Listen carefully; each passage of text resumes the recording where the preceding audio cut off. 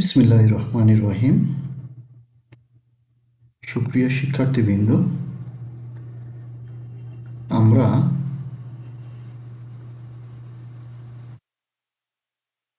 Fourth year second সেমিস্টারের spectroscopy যে কোর্সটি রয়েছে সেই কোর্সটি পড়তে যাচ্ছি। প্রথমে আমরা স্পেকট্রোস্কোপি এই কোর্সটির আউটলাইন সম্পর্কে চলো জেনে নিই।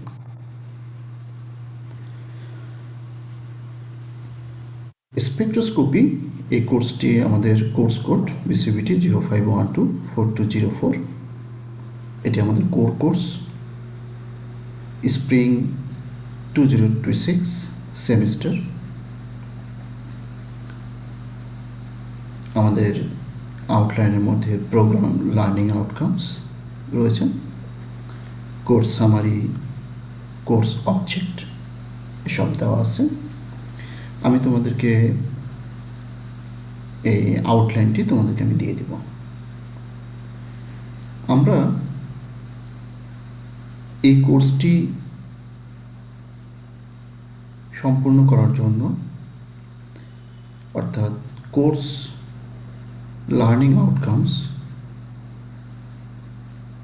এটার জন্য আমরা 4টি সিওলো সেট করেছি। তোমরা দেখতে পাচ্ছ সিওলো 1, সিওলো 2, সিওলো 3 এবং সিওলো 4। এগুলো আমাদের যে ব্যাক স্ট্যান্ডার্ড যে ডোমেইন রয়েছে BNQF, সেই BNQF ডোমেইনের সঙ্গে এই সিওলোগুলো আমরা অ্যালাইন করে দিয়েছি, অ্যাজ ওয়েল অ্যাজ পিওলো। অর্থাৎ আমাদের এই কোর্সটিতে কোন সিওলোটি আমাদের প্রোগ্রাম লার্নিং আউটকাম যেটা রয়েছে সেটা হচ্ছে আমাদের 10টি, তার কোনটির সঙ্গে অ্যালাইন রয়েছে সেটা আমরা এখানে দেখিয়ে দিয়েছি। চলো দেখা যাক এই কোর্সের কোর্স কন্টেন্টগুলো কী কী রয়েছে। কোর্স কন্টেন্টে আমরা প্রথম যে চ্যাপ্টারটা দেখতে পাচ্ছি, আল্ট্রাভায়োলেট অ্যান্ড ভিজিবল স্পেকট্রোস্কোপি, এটাকে আমরা সংক্ষেপে আমরা সাধারণত বলে থাকি UV visible spectroscopy. Second chapter রয়েছে ইনফ্রারেড স্পেকট্রোস্কোপি। থার্ড রয়েছে আমাদের NMR, nuclear magnetic resonance spectroscopy, mass spectroscopy, molecular luminescence spectroscopy এবং ফাইনালি এক্স-রে ক্রিস্টালোগ্রাফি। তো সুপ্রিয় শিক্ষার্থীবৃন্দ, আমরা মিড টার্ম পরীক্ষার আগে, অর্থাৎ মিড টার্ম পরীক্ষা পূর্বে আমরা 3টি চ্যাপ্টার সম্পন্ন করার চেষ্টা করব। এর মধ্যে 2টি চ্যাপ্টারকে আমরা সর্বোচ্চ গুরুত্ব দিব। সে 2টি চ্যাপ্টার হচ্ছে ইউভি ভিজিবল স্পেকট্রোস্কোপি এবং ইনফ্রারেড স্পেকট্রোস্কোপি। তৃতীয় যে চ্যাপ্টারটি রয়েছে সেটা হচ্ছে মলিকুলার লুমিনেন্স স্পেকট্রোস্কোপি। এটাও আমরা মিড টার্মের আগে পড়ব ইনশাআল্লাহ। এখন এই 6টি চ্যাপ্টারকে আমরা সেমিস্টারের যে আউটলাইন, ফার্স্ট উইকে আমরা কোনটা পড়ব, সেকেন্ড উইকে, আমি অলরেডি তোমাদেরকে বলেছি আমরা মিড টার্মের আগে 3টি chapter, that's mean UV visible spectroscopy, IR spectroscopy এবং মলিকুলার লুমিনেন্স স্পেকট্রোস্কোপি, এই 3টি চ্যাপ্টার পড়ব। তো প্রথমেই আমরা ইউভি ভিজিবল স্পেকট্রোস্কোপি দিয়ে শুরু করবো ইনশাআল্লাহ। তো ফার্স্ট উইক এখানে আমরা 2টা লেকচার রেখেছি, একটি হচ্ছে লেকচার 1 এবং লেকচার 2। লেকচার 1-এ আমাদের রয়েছে introduction to UV visible spectroscopy. Lecture 2 Beer-Lambert law এবং এর অ্যাপ্লিকেশনও থাকবে ইনশাআল্লাহ। সেকেন্ড উইকে গিয়ে লেকচার 3-তে আমরা যে বিষয়টি নিয়ে আলোচনা করব সেটা হচ্ছে এখানে ইনস্ট্রুমেন্টেশন অফ স্পেকট্রোফটোমিটার। সেকেন্ড উইকে 4 লেকচার যেটা হবে সেটা হচ্ছে electronic transition in UV visible spectroscopy. Third উইকে আমরা 2টি লেকচার নিব, একটি হচ্ছে ক্রোমোফোর অ্যান্ড অক্সোক্রোম এই বিষয়ের উপরে, এবং ফাইনাল লেকচার আমাদের যেটা আলোচনা হবে সেটা হচ্ছে absorption band and Woodward Fisher rules. এই উডওয়ার্ড ফিশার রুলসের মাধ্যমে আমরা মূলত ম্যাক্সিমাম যে অ্যাবজর্পশন এটা আমরা ক্যালকুলেশন করব ইনশাল্লাহ। তো চলো আমরা প্রথম লেকচার দিয়ে শুরু করি। ফার্স্ট লেকচার হচ্ছে আমাদের introduction to UV visible spectroscopy.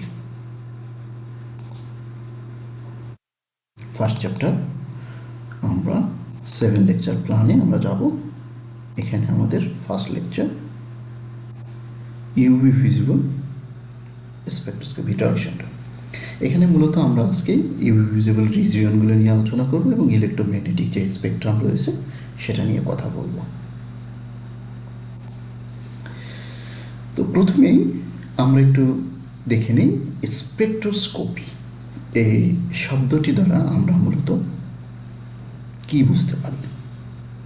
এখানে স্পেকট্রো এই অংশটা দ্বারা আমরা যে অংশটা থেকে যে ওয়ার্ড থেকে এসেছে সেটা হচ্ছে লাইট বা স্পেকট্রা, এবং স্কোপি যে অংশটা রয়েছে এর অর্থ হচ্ছে মেজারমেন্ট বা পরিমাপ করা। তো তোমরা খুব সহজেই এটা ধারণা করতে পারছো যে লাইট বা স্পেকট্রা ব্যবহার করে কোনো কিছু একটা মেজারমেন্ট। এখন এই যে লাইট এটা হচ্ছে একটা রেডিয়েশন, বা আমরা বললাম স্পেকট্রা বা এই যে রেডিয়েশনটা লাইট এটা বিভিন্ন ধরনের হতে পারে। আমরা স্পেকট্রোস্কোপি থেকে আমরা যে লাইট বা রেডিয়েশন নিয়ে বলছি সেটা থেকে বলছি এটা X ray, gamma ray, UV ray, IR radiation, that's mean UV radiation, IR radiation. তো এই রেডিয়েশনগুলোকে একত্রে আমরা বলি হচ্ছে ইএমআর বা ইলেকট্রোম্যাগনেটিক রেডিয়েশন। এখন দেখা যাক আসলে এই রেডিয়েশনগুলো কীভাবে মূলত স্পেকট্রোস্কোপিতে ব্যবহার হয়। তো ধরো একটা সাবস্টেন্স, এটা কেমিক্যাল কম্পাউন্ড বা কোনো ম্যাটার হতে পারে। তো সেক্ষেত্রে আমাদের যে রেডিয়েশনগুলোর কথা আমরা বলছি বা electromagnetic radiation, X ray, UV রে, আই রে, এগুলো কী করে এই ম্যাটারের সাথে ইন্টারাক্ট করে। তো ম্যাটারের সঙ্গে যখন ইন্টারাক্ট করে তো সেক্ষেত্রে যদি ইউভি রেডিয়েশন হয় তাহলে ইউভি রেডিয়েশন ম্যাটারের সঙ্গে ইন্টারাক্ট করে, সেক্ষেত্রে আমরা এটাকে বলি ইউভি স্পেকট্রোস্কোপি। আবার যদি আইআর রেডিয়েশন আমরা ব্যবহার করি তাহলে সেক্ষেত্রে আমরা এটাকে বলি আইআর স্পেকট্রোস্কোপি। তো এখান থেকে তাহলে আমরা একটা স্পেকট্রোস্কোপির একটা ডেফিনেশন দিতে পারি কীরকম, যে the study of interaction between matter and electromagnetic radiation. তোমরা অলরেডি বুঝে গেছো যে ইলেকট্রোম্যাগনেটিক রেডিয়েশন বলতে আমরা এখানে যে রেগুলোর কথা বলছি, UV ray, IR, X ray, gamma রে, এগুলোকে আমরা বলছি। তো আমরা একটু সামনের দিকে নেক্সট স্লাইডে যাই, আমরা আরও ভালোভাবে বুঝতে পারবো। তো স্পেকট্রোস্কোপি সম্পর্কে আমরা অলরেডি বললাম যে interaction of radiation with sample or compound or chemical substance. So এটাকে আমরা সিম্পলি ডিফাইন করেছি, আবারও ওইভাবে বলা যায় the study of the molecular or atomic structure. এখানে একটা আমরা ডিফাইন করে দিলাম যে মলিকুল অথবা অ্যাটমিক স্ট্রাকচার আমরা কী করবো, অ্যানালাইসিস করব বা অবজার্ভ করব। So the study of the molecular or atomic structure of a substance by observation of its interaction with electromagnetic radiation, যেটা আমরা একটু আগে বললাম তোমাদেরকে, যে এই যে রেডিয়েশন যেগুলো আছে ইউভি রে, আইআর, এগুলো কী করবে, ম্যাটারের সঙ্গে ইন্টারাক্ট করবে। সেই ইন্টারাকশনটা আমরা কী করব, অবজার্ভ করব। সে অবজার্ভ যে আমরা করলে আমরা কী পাবো, আমরা দুটা জিনিস আমরা এখান থেকে পাবো। একটা হচ্ছে কোয়ালিটেটিভ অ্যানালাইসিস করতে পারবো, as well as quantitative analysis করতে পারবো। তাহলে আমাদের এখন একটু জানা দরকার যে কোয়ালিটেটিভ অ্যানালাইসিস কী বা কোয়ান্টিটিভ অ্যানালাইসিস কী। তোমরা তো 4th ইয়ারে পড়ো, তোমরা তো জানোই যে কোয়ালিটেটিভ অ্যানালাইসিস হচ্ছে যে কোনো একটা ধরন পৃথক করা, পরিমাণ নয়। কিন্তু কোয়ান্টিটিভ অ্যানালাইসিস হচ্ছে পরিমাণ নির্ধারণ, অর্থাৎ কী পরিমাণে আছে, measurement the amount or determining the amount, that's mean for determining the amount of material in a sample. আর কোয়ালিটেটিভ হচ্ছে ফর আইডেন্টিফাইং, এটা তোমরা সবসময় মনে রাখবে। যেমন ফাংশনাল গ্রুপ আইডেন্টিফিকেশন হতে পারে, এটাকে আমরা বলবো হচ্ছে কোয়ালিটেটিভ অ্যানালাইসিস। কিন্তু যদি বলে কী পরিমাণ রয়েছে, তাহলে সেটা আমরা বলবো কোয়ান্টিটিভ অ্যানালাইসিস। চলো একটু সামনের দিকে আগাই। সো আমরা এখন যদি ডিফাইন করতে চাই, যে আমরা যে প্রথম চ্যাপ্টারটায় পড়তে চাচ্ছি যে ইউভি ভিজিবল স্পেকট্রোস্কোপি, তাহলে এটাকে আমরা কিভাবে ডিফাইন করব। ওই যে তোমাদেরকে একটু আগে বললাম যে ম্যাটারের সঙ্গে ইন্টারাকশনে যদি আমরা ইউভি রে ব্যবহার করি, তাহলে সেটাকে বলবো ইউভি ভিজিবল স্পেকট্রোস্কোপি বা ইউভি ইন্টারাকশন উইথ ম্যাটার্স। তাহলে অবভিয়াসলি এখানে আমরা ইউভি রে ব্যবহার করব।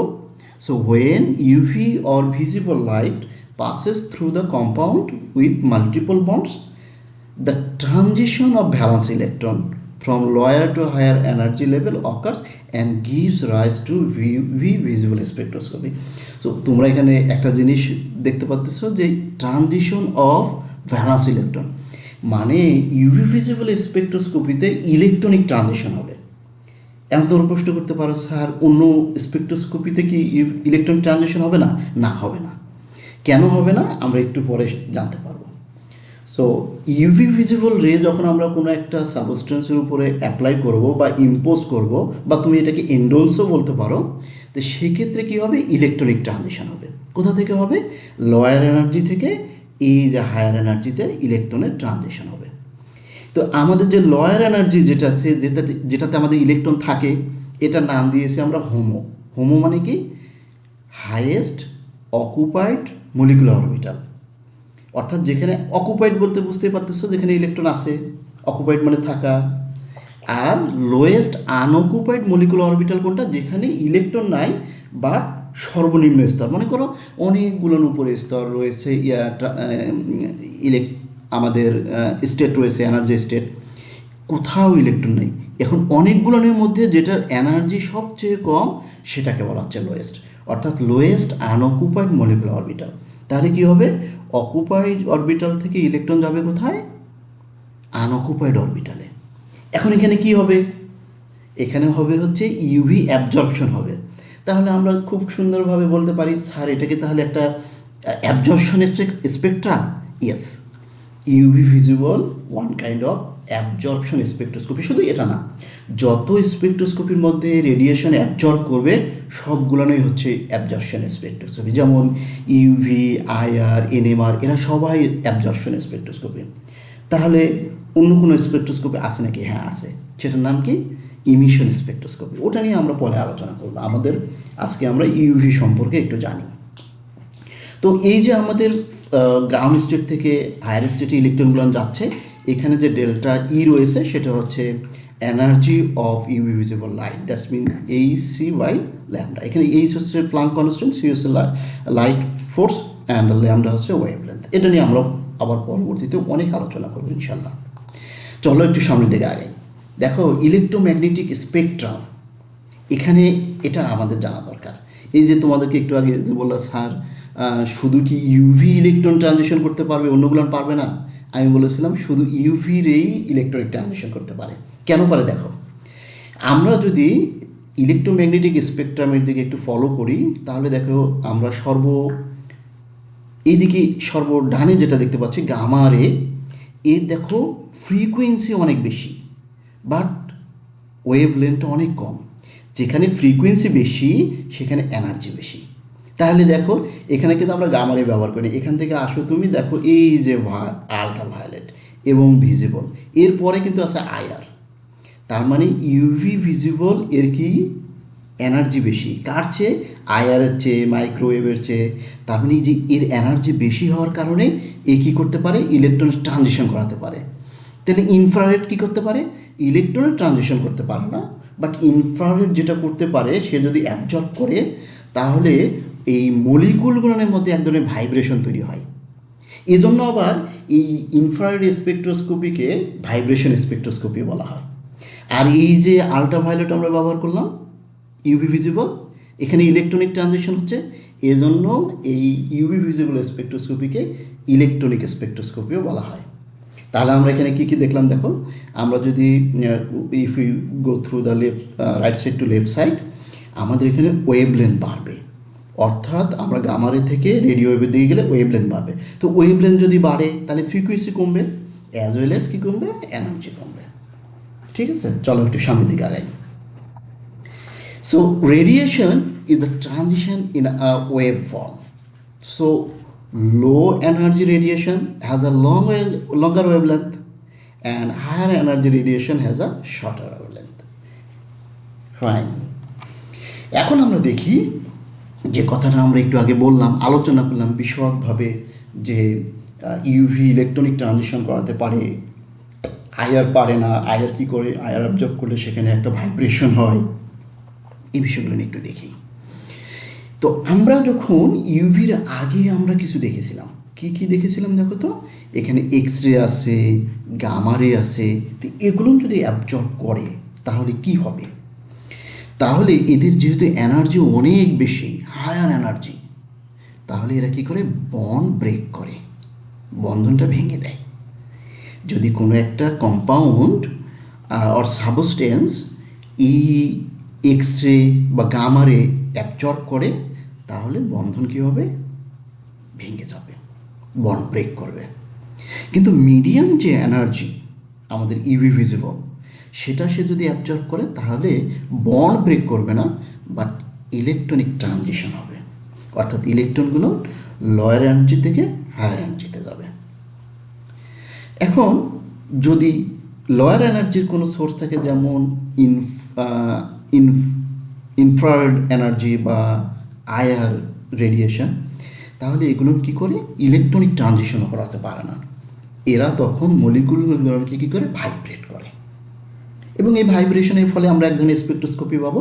সেটা নিয়ে আমরা আলোচনা করব, করে সেখান থেকে আমরা যে ধরনের ফাইন্ডিংস পাবো সেগুলো নিয়ে আমরা কম্পাউন্ডের ক্ষেত্রে আলোচনা করব। সেটা আমরা যখন আইআর করবো তখন ইনশাআল্লাহ আমরা জানতে পারবো। আর একবারে ভেরি লো এনার্জি, যেমন মাইক্রোওয়েভ আমরা বললাম, ওর ওয়েভলেন্থ অনেক বেশি কিন্তু এনার্জি অনেক কম। তো সেক্ষেত্রে এটা যে করে, এ মলিকুলগুলোকে ভাইব্রেট না করে এ কী করে, রোটেট করে। চলো আমরা একটু ফিগারের মাধ্যমে দেখে নিই। এখানে আমরা প্রথমে যেটা দেখতে পাচ্ছি যে আমাদের গামা রে এবং এক্স রে, তো এর তো আমরা একটু আগে বললাম এর এনার্জি অনেক বেশি, দ্যাটস মিন এর ফ্রিকোয়েন্সি অনেক বেশি এবং ওয়েভলেন্থটা কম। তো এ কী করবে, আমাদের এই বন্ধনটা ভেঙে দেয়। কম্পাউন্ড যখন এই এক্স রে বা গামা রে অ্যাবজর্ব করে তখন মলিকুলগুলোর মধ্যে যে বন্ড রয়েছে সেটাকে কী করেছে, ব্রেক করে। এই মাঝামাঝি আমাদের যে দেখতে পাচ্ছেন ভায়োলেট, আল্ট্রাভায়োলেট এবং ভিজিবল, এরা কী করবে, ইলেকট্রনকে এক্সাইটেড করবে, অর্থাৎ লোয়ার স্টেট থেকে হায়ার এনার্জিতে, হায়ার স্টেটে নিয়ে যাবে ইলেকট্রনগুলোকে। এবং ইনফ্রারেড, এটা যদি কোনো একটা সাবস্টেন্স অর কেমিক্যাল কম্পাউন্ড যদি অ্যাবজর্ব করে তাহলে সেখানে মলিকুলগুলো যে রয়েছে তাদের মধ্যে কী করে, ভাইব্রেশন হয়। এবং ফাইনালি আমরা যদি একটু মাইক্রোওয়েভ, এই ধরনের যদি রেডিয়েশন যদি সাবস্টেন্সগুলো অ্যাবজর্ব করে তাহলে সেখানে ভাইব্রেশন নয়, বরং মলিকুলগুলো বা অ্যাটমগুলোর মধ্যে এক ধরনের কী হয়, রোটেশন হয়। এজন্য এটাকে বলা হয় রোটেশন স্পেকট্রোস্কোপি। তা আসলে আমরা আরেকটু সামনের দিকে আগাই। ভিজিবল স্পেকট্রোস্কোপি পড়তে গেলে তোমরা জানো যে আমাদের ইউভি ভিজিবল বা আল্ট্রাভায়োলেট বা দৃশ্যমান যে বর্ণালীটা রয়েছে এটা নিয়ে আমাদের কথা বলতে হয়। তো সেক্ষেত্রে আমরা ফিজিক্সের একটা সিম্পল একটা বিষয় আমরা জানি যে আমাদের যে সূর্য থেকে সানলাইট থেকে যে আমরা হোয়াইট লাইটটা পাই, সেটাকে যদি আমরা কোনো একটা প্রিজমের মধ্যে যদি পাস করাই, তাহলে সেটা কি হয়, 7টা রঙে বিভক্ত হয়, যেটাকে আমরা ভিপকিউর বলি। এখন এই ভিপকিউরের মধ্যে আমাদের যে ভায়োলেট যে কালারটা রয়েছে, এটার ফ্রিকোয়েন্সি হচ্ছে সবচেয়ে বেশি, এর ওয়েভলেন্থ হচ্ছে সবচেয়ে কম। তার রেড যেটা রয়েছে এই ভিজিবলের মধ্যে, রেডের হচ্ছে ফ্রিকোয়েন্সি বা এনার্জি সবচেয়ে কম, কিন্তু এর ওয়েভলেন্থ বেশি। তোমরা জানো এই যে তোমরা দেখেছো যে রেল স্টেশনে সাধারণত লাল কালারের ফ্ল্যাগ ব্যবহার করা হয়, কেন বলো তো? কারণ লাল রঙের তরঙ্গ দৈর্ঘ্য অনেক বেশি, অনেক দূর থেকে দেখা যায়, যে কারণে লাল রঙের ফ্ল্যাগ ব্যবহার করা হয়। তো যাই হোক, ওটা অনেক ছোটোবেলার পড়া, আমরা ওটা নিয়ে কথা না বলে আমরা স্পেকট্রোস্কোপির মধ্যে আসি। So when white light falls on a object, the color detected by the eye will depend upon the absorption or reflection properties of the material in the object. এ কথার অর্থ হচ্ছে কোনো একটা অবজেক্ট বা কোনো একটা পদার্থ, এটা কালার দেখা যাবে কিনা বা বর্ণময় দেখা যাবে কিনা, রঙিন বস্তু দেখা যাবে কিনা, এটা ডিপেন্ড করে হচ্ছে অ্যাবজর্পশন এবং রিফ্লেকশনের উপরে। কীরকম? যদি কোনো একটা ম্যাটেরিয়ালের মধ্যে সানলাইট ইম্পোজ করে বা পড়ে, তাহলে সে যদি সব আলোগুলো কী করে বলুন তো, রিফ্লেক্ট করে, সব লাইটগুলো, সব তরঙ্গদৈর্ঘ্যের লাইটগুলো সে যদি কী করে, রিফ্লেক্ট করে, তাহলে সেটাকে আমরা হোয়াইট দেখতে পারবো। আর ঠিক অপোজিটটা ডিরেক্টলি কী হবে, সকল তরঙ্গদৈর্ঘ্যের আলোগুলো সে যদি অ্যাবজর্ব করে, তাহলে সেটাকে আমরা ব্ল্যাক দেখতে পাবো। তাহলে সবগুলান রিফ্লেক্ট করলে হোয়াইট, এবং সবগুলান যদি অ্যাবজর্ব করে, তাহলে আমরা এটাকে দেখতে পারবো হচ্ছে ব্ল্যাক। কিন্তু স্যার তাহলে কি মাঝামাঝি কিছু নাই? হ্যাঁ আছে। যদি আমাদের কনস্ট্যান্ট ফ্র্যাকশন এরকম কোনো কিছু সে যদি অ্যাবজর্ব করে, তাহলে সাধারণত গ্রে বা গ্রের যে বিভিন্ন ধরনের শেড রয়েছে, এর মধ্যেই আমরা বস্তুটাকে দেখতে পাই। এখন ভিজিবল স্পেকট্রোস্কোপি আমাদের ইউভি ভিজিবল দুটো অংশ তোমরা জানো। ইউভি হচ্ছে আমাদের 200 থেকে 400, এবং ভিজিবল যে স্পেকট্রোস্কোপিটা সেটা হচ্ছে আমাদের 400 থেকে মোটামুটি 800। তো 400 বলতে এখানে 380 থেকে দেখানো হয়েছে। এখানে আমরা একটু কোন বস্তুটা কী রঙের আমরা দেখব, কী কালারের আমরা দেখব, সেটা এখান থেকে আমরা একটু আলোচনা করতে পারি। দেখো 380 থেকে বা 480 থেকে 430, এটার যে ওয়েভলেন্থ, এটা হচ্ছে আমাদের ভায়োলেট, এর ফ্রিকোয়েন্সি সবচেয়ে বেশি, ওয়েভলেন্থ সবচেয়ে কম। তো এই ভায়োলেট যদি কোনো একটা বস্তু এই তরঙ্গদৈর্ঘ্যের যদি আলোটা সে যদি অ্যাবজর্ব করে, তাহলে বস্তুটাকে আমরা ইয়েলো থেকে গ্রিন এর মধ্যেই আমরা দেখতে পারবো। এখন তোমরা বলছো স্যার ইয়েলো থেকে গ্রিন কেন? কারণ ভায়োলেটের বিভিন্ন ধরনের শেড রয়েছে, এর মধ্যে অনেকগুলো তরঙ্গদৈর্ঘ্য রয়েছে, এই অনেকগুলো তরঙ্গদৈর্ঘ্যের জন্য ভায়োলেটেরও অনেকগুলো কালার আমরা দেখতে পাবো। সুতরাং সেটা যেটা অ্যাবজর্ব করবে সেই অনুযায়ী ইয়েলো থেকে গ্রিন এর মধ্যেই আমরা দেখতে পাবো, বা এই কালারের মধ্যেই, শেডের মধ্যে।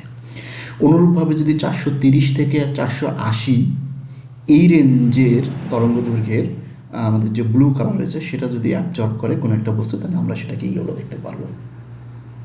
480 থেকে 490 গ্রিন এবং ব্লু যে রেঞ্জটা, এটা যদি তারা যদি অ্যাবজর্ব করে সাবস্টেন্স, তাহলে আমরা সেটাকে অরেঞ্জ দেখতে পারবো। এখানে তোমরা দেখতে পাচ্ছ অরেঞ্জ কালার। এবং 500 থেকে যদি 560 গ্রিন যদি অ্যাবজর্ব করে, তাহলে পার্পল দেখতে পারবো। 580 থেকে 590 ইয়েলো যদি অ্যাবজর্ব করে, ব্লু দেখতে পারবো। 610 থেকে 750 এটা যদি রেড অ্যাবজর্ব করে, তাহলে আমরা ব্লু গ্রিন দেখতে পারবো। এখানে আমার আর একটু লেখা দরকার ছিল, আমরা এখানে লো এবং হাই রেখেছি। দ্যাটস মিন এই যে রেড কালার দেখতেছো তোমরা, এটা হচ্ছে কি লো বলো দেখি? এ তো তরঙ্গদৈর্ঘ্য সবচেয়ে বেশি, একটু আগে আমরা বললাম, তাহলে এর ফ্রিকোয়েন্সি হচ্ছে লো, অর্থাৎ এটা লো ফ্রিকোয়েন্সি, এটা হচ্ছে হাই ফ্রিকোয়েন্সি। ঠিক আছে, আমরা সামনে দিকে একটু দেখি কী আছে। ভাইব্রেশনাল এনার্জি লেভেল, বা আমাদের যে এনার্জি লেভেলগুলো আমরা বলি, যে মলিকুলগুলোর মধ্যে আমাদের রয়েছে ground state, then first energy state, then second energy state. তো গ্রাউন্ড স্টেট যেটা রয়েছে এটাকে আমরা মনে করি এস নট দিয়ে আমরা প্রকাশ করলাম।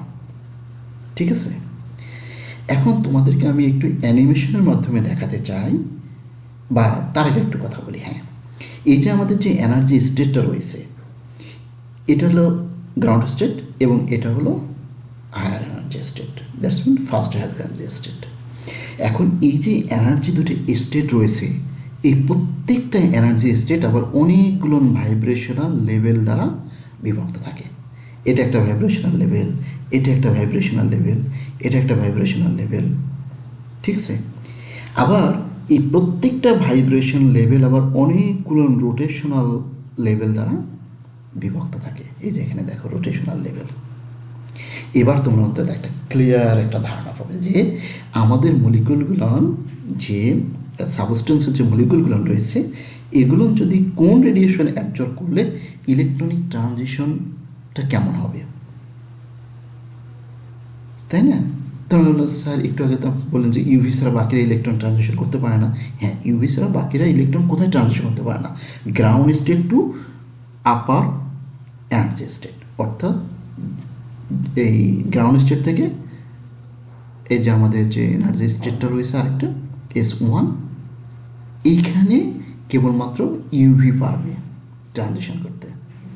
তাহলে আয়ার তো এখানে নিয়ে যেতে পারবে না। তা আয়ার কী করে? আয়ার যখন অ্যাবজর্ব হয় তখন ইলেকট্রনগুলো এই যে ভাইব্রেশনাল যে লেভেল আছে এর মধ্যে ট্রানজিশন হয়।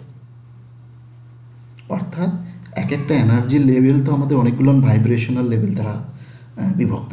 এই ভাইব্রেশনাল লেভেলগুলোর মধ্যেই ইলেকট্রনের ট্রানজিশন হবে। কিন্তু যদি আমরা যদি আরও লঙ্গার ওয়েভ লেন্থের বা মাইক্রোওয়েভ যদি ব্যবহার করি, তাহলে এরা কি করে?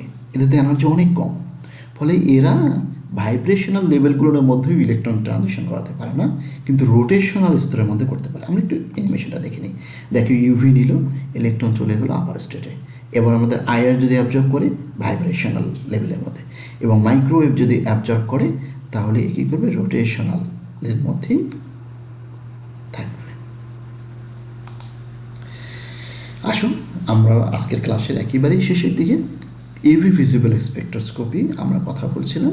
ইউভি রেডিয়েশন আমরা অলরেডি বলছি 200 থেকে 400 বা 220 থেকে 480 ন্যানোমিটার, এবং ভিজিবল রেডিয়েশন আমাদের যেটা সেটা হচ্ছে রেঞ্জ হচ্ছে 380 থেকে 780। এটা আমাদের সবাইকে মনে রাখতে হবে।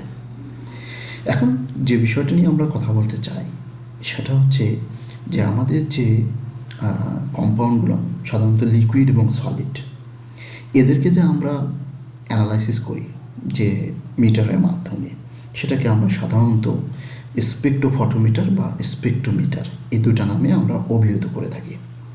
কিন্তু এখন এত মডার্ন ইনস্ট্রুমেন্ট চলে এসেছে, এই দুটাকেই একত্রেই নির্ণয় করা যায়। লিকুইড এবং সলিড একই মিটার মাইক্রোস্কোপ, যে হাই রেজুলেশন হাই ফ্রিকোয়েন্সির যে আমাদের যে ইনস্ট্রুমেন্টগুলো রয়েছে সেগুলো দুটো একসঙ্গেই করা যায়, অর্থাৎ সলিড এবং লিকুইড। আমি একটু দেখে নিই। Modern instrument can be coupled to microscopes with allow solid sample and very small samples of solid and liquids to be analyzed, both qualitative and quantitative analysis. So এখন আমাদের যে আধুনিক যে ইনস্ট্রুমেন্টগুলো, এগুলোর মধ্যে আমরা কোয়ালিটিভ এবং কোয়ান্টিটিভ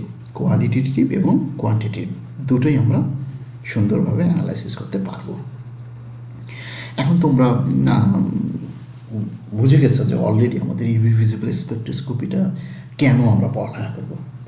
আমরা তো পড়তে যাচ্ছি আজকে, তো আমরা একটা ইন্ট্রোডাকশন, এটা আমার ইন্ট্রোডাকশনের লাস্ট স্লাইড। তো কেন আমরা পড়বো? একটু আগে আমরা বললাম আইডেন্টিফিকেশন অফ কম্পাউন্ড। এটা করার জন্য আমরা ইউভি স্টাডি করব। আর একটু আগে আমরা বললাম কোয়ান্টিটিভ অ্যানালাইসিস করতে পারবো। বেল নাম্বার ল এগুলো সব বললাম, বিস্তারিত আমরা পড়বো। আমরা 6 লেকচার পড়বো, আজকে ফার্স্ট লেকচার, আরও 5 লেকচার পড়বো ইনশাল্লাহ। তার পিউরিটি অ্যাসেসমেন্ট করতে পারবো। পিউরিটি এটা তো খুব সহজে আমরা করতে পারি। যদি কোনো একটা কম্পাউন্ডের মধ্যে ইমপিউরিটিস থাকে, অর্থাৎ কন্টামিনেট থাকে, তো কন্টামিনেশন হলে কি হয়? আমরা এক্সট্রা অ্যাবজর্বেন্স পিক পাবো। সেটার সাহায্যে আমরা বলতে পারবো যে এই কম্পাউন্ডের মধ্যে কন্টামিনেশন আছে। বায়োমলিকুলার স্টাডিজ, সেটা আমরা করি ডিএনএ, আরএনএ, বিভিন্ন ধরনের মলিকুল নিয়ে আমরা অ্যানালাইসিস করতে পারি। এছাড়াও তোমরা জানো কনজুগেটেড যে বাই ইলেকট্রন রয়েছে সেগুলোর ট্রানজিশন বা ট্রানজিশন মেটালের মধ্যে যে ইলেকট্রনিক ট্রানজিশন হয় সেগুলো না আমরা ইউভির সাহায্যে আলোচনা করতে পারি। সুপ্রিয় শিক্ষার্থীবৃন্দ, আজকে এই পর্যন্তই। আমাদের আবারও আমরা দ্বিতীয় লেকচার নিয়ে খুব শীঘ্রই তোমাদের মাঝে হাজির হব। তোমরা সে পর্যন্ত ভালো থাকো, সুন্দর থাকো, দেখা হবে ইনশাল্লাহ।